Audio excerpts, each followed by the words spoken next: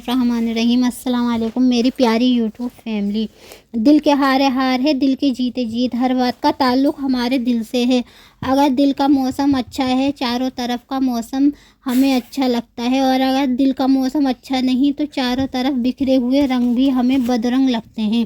اس لیے اپنے دل کے موسم کو کبھی بھی بدرنگ نہ ہونے دیں، کبھی بھی مایوس نہ ہو۔ ہمارے مایوس ہونے کی بہت سی وجہیں ہو سکتی ہیں، تو خوش ہونے کی بھی بہت سی وجہیں ہو سکتی ہیں۔ کئی بار حالات ہمارے اداس مایوس ہونے کی وجہ بنتے ہیں۔ کبھی کبھی کسی سے امید لگا لینا بھی ہماری مایوسی کا سبب بنتا ہے۔ اس لیے اللہ کے سوا کبھی بھی کسی سے کوئی امید نہ رکھیں۔ ہم اکثر دوسروں سے اتنی زیادہ امید لگا لیتے ہیں کہ ہمیں بعد میں سوچ کر بھی ہنسی آتی ہے۔ ایگزامپل کے طور پر سامنے دریا ہے، جو بندہ ہمارے ساتھ ہے، ہم سوچتے ہیں کہ یہ ہمارا ہاتھ پکڑ کر ہمیں آسانی سے دریا پار کروا دے گا، مگر یہ کیا، وہ تو دریا پار کروانا تو کیا ہمیں اس میں ڈبونے کا ارادہ رکھتا ہے۔ اس لیے کسی سے توقع نہ رکھیں۔ جتنی کم توقع اتنی کم مایوسی۔ اب میں دوسرے پوائنٹ پر آتی ہوں۔ سامنے والا بھی آپ ہی کی طرح ایک انسان ہے، کہیں سے بھی اس میں سرخاب کے پر لگے ہوئے نہیں ہیں جو آپ اس سے اتنی توقع رکھتی ہیں، بلکہ خود کو اس قابل بنائیں کہ آپ دوسروں کی امید کا مرکز بنیں۔ ریئل لائف اور ریئل لائف میں بہت فرق ہوتا ہے۔ جب امید ٹوٹتی ہے تب دل بھی ٹوٹتا ہے۔ امید صرف اللہ سے رکھیں، نہ کہ اللہ کے بندوں سے۔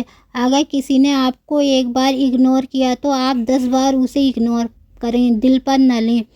ہمارا رب کہتا ہے، ہم آزمائیں گے تمہیں دنیا کی ہر محبت دکھا کر، پھر پوچھیں گے بتا کون ہے تیرا میرے سوا۔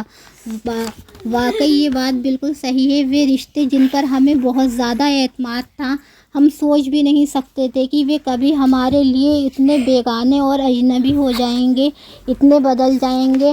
ہم نے ان سے بہت زیادہ امیدیں پال رکھی تھیں۔ اگر کہتے ہیں وقت کا کچھ بھی پتہ نہیں، کل وقت آپ کے حصے میں کیا ڈال دے۔ شاید یہ اللہ کی طرف سے ہمارے لیے ایک سبق ہی ہوتا ہے۔ یہ سبق ہمیں ایک سیکھ دے جاتا ہے کہ صرف اللہ کی ہی وہ واحد ذات ہے جس سے ہم امید باندھ سکتے ہیں۔ اپنے دل کے موسم کو کبھی بھی سرد نہ ہونے دیں۔ اگر خوش رہنے کی وجہیں ڈھونڈیں گے تو ہمیں وجہیں مل ہی جائیں گی۔ پچھلے دنوں میں ایک یوٹیوبر کی ویڈیو دیکھ رہی تھی۔ انہوں نے بتایا کہ ایک وقت میری زندگی میں ایسا بھی آیا کہ میں اتنی مایوس ہو گئی کہ میں نے سوسائڈ کرنے کی سوچی، لیکن جب میں آخری بار اپنی بیٹی کو اس کے روم میں دیکھنے کے ارادے سے گئی تو میں اسے دیکھتی ہی رہ گئی۔ وہ سوتی ہوئی مجھے بہت ہی معصوم پیاری لگ رہی تھی۔ تب اچانک میرے دل کو ایک عجیب سی خوشی محسوس ہوئی۔ میں نے سوچا یہ میری بیٹی ہے، اتنی پیاری سی۔